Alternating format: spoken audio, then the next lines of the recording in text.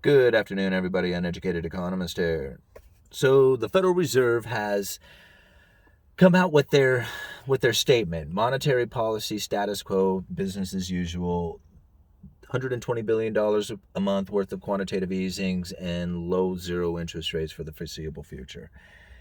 And they talk about the economy doing well, but not well enough to change their stance because, of course, if they change their stance, everybody would begin to change their behavior around.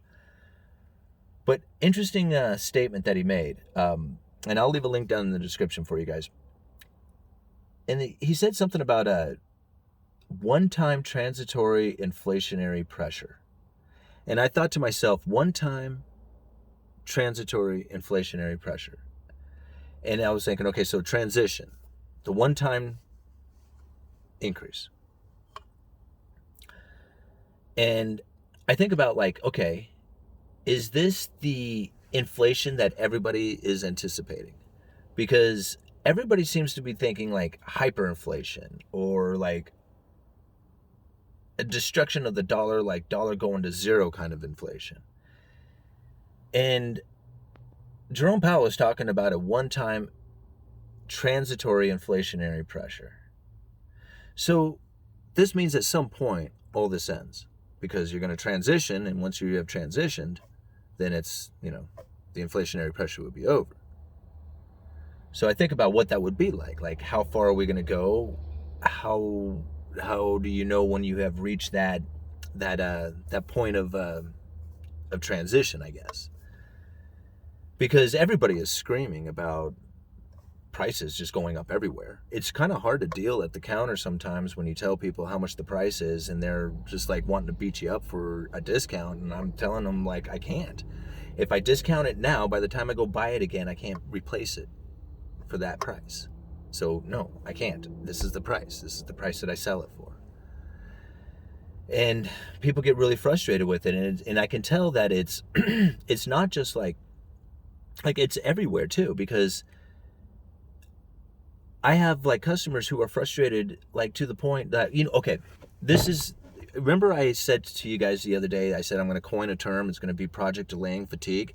It's starting to happen, and this is the experience that I had with it. I tried to get fiber cement. This was another thing we were talking about, how it was going to come up in short supply. So he says to me, he goes, "Hey, I need to get this fiber cement." I said, "No problem." I call up my vendor. My vendor is out of it. I said, "I'm sorry, I cannot get it for you this week." I asked them when they're going to get the supply in, and they told me the 20th.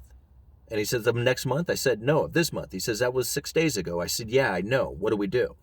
And I said, "I can get you fiber cement from a vendor that I don't typically use, so therefore I'm not a stocking dealer, so I don't get the best price on it. And it's not a full unit, so there's going to be a broken unit charge on it. And guess what? The retail price is almost twice the price."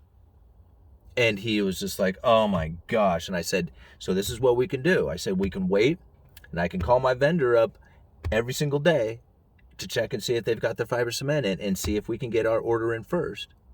I said, "But I guarantee you that there's going to be allocations and that there's going to be like people who are going to have their hands on that siding first, and it's going to be difficult to get. We may or may not get it next week." He says, "Just get me the expensive stuff." And I said, "Are you sure? I mean, we can wait and try." I said, "I don't want to freak you out about it." I said, "But if you want to do your project and you were hoping to get it done this week," I said, "it's going to cost you a little bit more." He says, "I tell you what, man, I'll call you back." So this is the thing that happened. He went out and he started calling around. And I get the phone call. "Order the material." "Yes, sir." Project delaying fatigue is really starting to happen. Other people have come to me a couple of weeks ago asking what prices were. They're now placing orders. They're small. I mean, this isn't like, $10,000 orders or $10,000 deck packages, but they are 5 sheets of 2-in-11. So it's obviously like a siding repair job. These are things that cannot wait. They have to be done. And they're no longer waiting any longer. Anyway, so this is the project delaying fatigue that I was talking about. So I think about the transitory pressure, inflationary pressure. At some point, lumber prices will come down. They cannot go up forever. We are selling 2x4s at $8.50 a piece. They typically would sell for $3.50 a piece. Lumber futures continue to climb. Today, I saw a 60 per thousand drop. Now, that was from its high to its low intraday trade. And I think right now it's trading a little over 14 per thousand. So it didn't like drop and keep dropping. But that's a pretty substantial move for a downward move in just inside of a few minutes. But considering how high it is, I guess it isn't that big of a deal. Now, something that I was thinking about, and I'm kind of jumping around here, but something that I was thinking about was what Mike said at the end of that interview that we did a couple of days ago. And if you haven't seen that interview, I really recommend you go check it out. And it was just a couple of days ago. I'll leave a link down in the description for it. And he said something very interesting. He said order files can disappear very rapidly. And now there is most mills out there who are producing plywood and lumber are about 8 weeks out. So you put an order in and they're like, okay, so they go through all their orders that they have in and they're like, okay, well, we're going to be able to fill your order in about 8 weeks, according to our production that we have going. Now, at any given time, those order files, those orders can start to diminish. At least this is what Mike was referring to. And when that happens, the inventory sitting at the mill becomes available. So the inventory rises. And so you have production coming in that all of a sudden isn't sold and an order file that isn't being filled.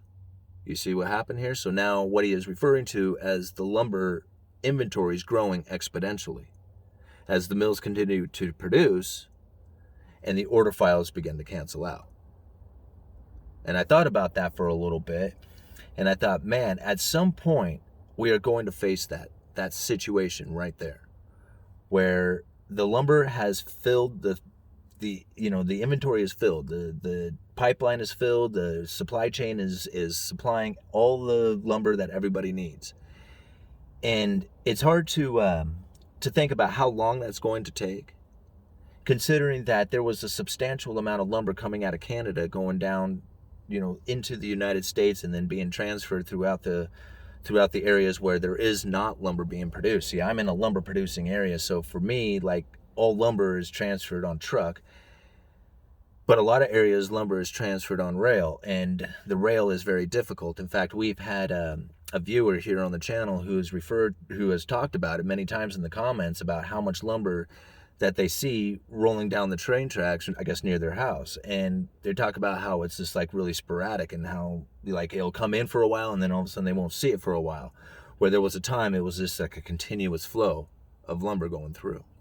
So yeah, it's happening. It's going to take some time. Once that does fill in, who knows what the environment's going to look like. And I think that transition over to that side is probably going to leave prices higher, just because like even a 50% drop right now in lumber future prices would still have them higher than they have ever been as far as a previous all-time high of $650. So yeah, a 50% drop in lumber prices right now would be so welcomed and yet still incredibly high. So if that's the inflation, I think that's probably more of what we should be looking for. Now, I have a feeling that at some point when lumber does churn and start to drop, it's going to drop substantially. And it'll probably overshoot where its real price should be before it returns to what something would be like a steady, normal number as the supply chain begins to fill in. Anyway, I got to go back to work. Uneducated Economist, you guys let me know.